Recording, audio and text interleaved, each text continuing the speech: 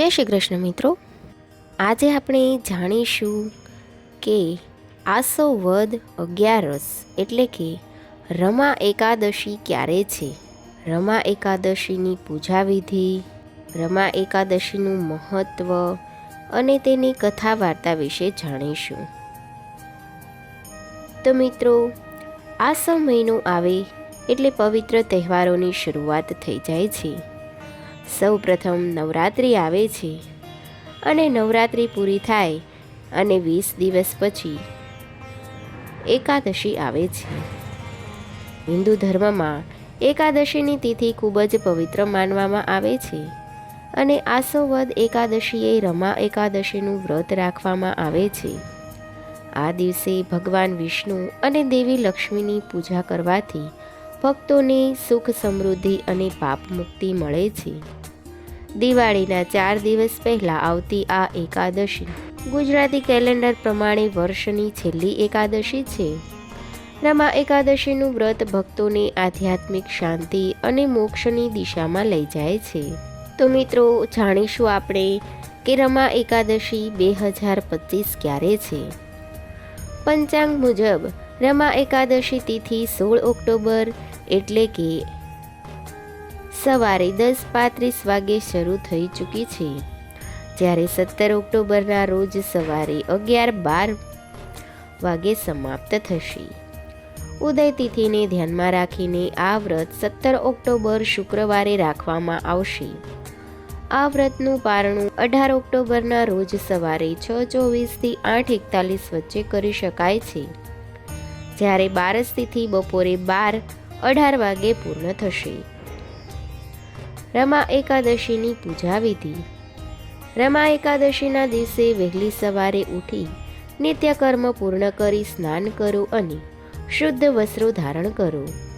તાંબાના વાસણમાં પાણી, ફૂલ અને અક્ષત લઈ સૂર્યદેવને અર્ઘ્ય અર્પણ કરો. ત્યારબાદ વ્રતનો સંકલ્પ લો. બાજોઠ પર પીળું આસન પાથરી ભગવાન વિષ્ણુ અથવા બાળગોપાળની મૂર્તિ સ્થાપિત કરો. આચમન કરી ચંદનનું તિલક, પુષ્પમાળા, ધૂપ અને દીવો અર્પણ કરો. રમા એકાદશીની કથા, વિષ્ણુ ચાલીસા અને મંત્રનું પાઠ કરો.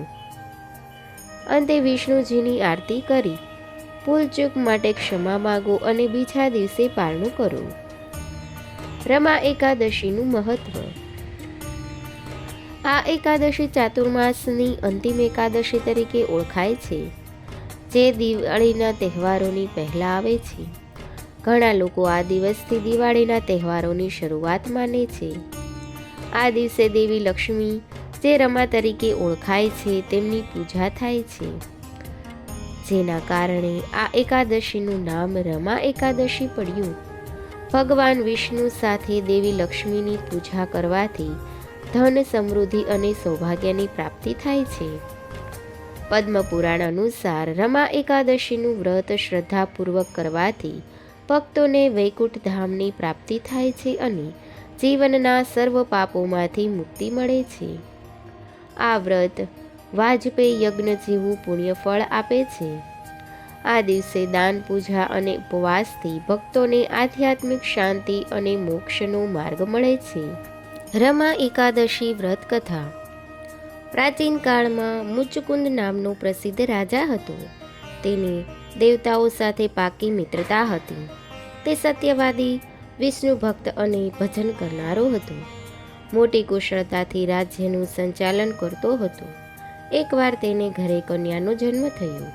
ત્યાંની શ્રેષ્ઠ નદી ચંદ્રભાગાના નામ પર એ કન્યાનું નામ ચંદ્રભાગા રાખવામાં આવ્યું.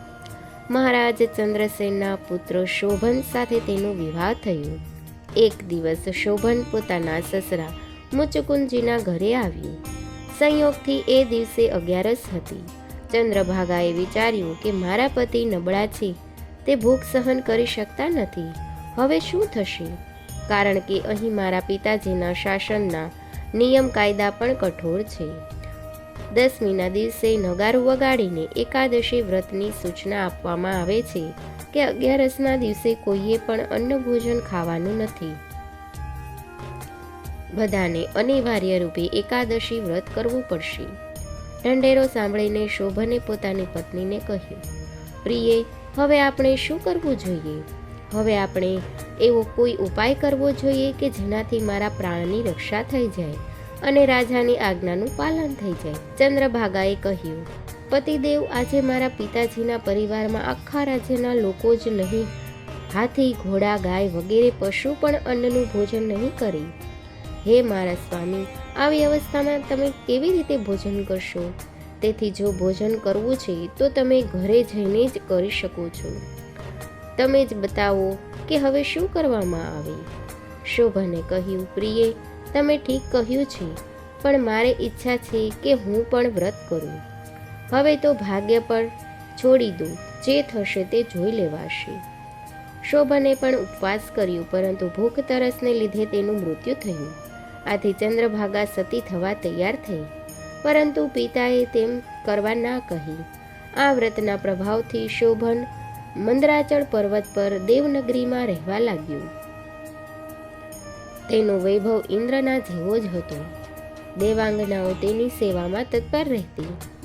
મુનિવર્યની સલાહથી ચંદ્રભાગાએ આ એકાદશીનું વ્રત પ્રેમપૂર્વક કર્યું હતું અને વ્રતના પ્રભાવથી તેને દેવી સુખ પ્રાપ્ત થયું હતું અને દિવ્ય દેહે શોભનું સાનિધ્ય પ્રાપ્ત થયું હતું.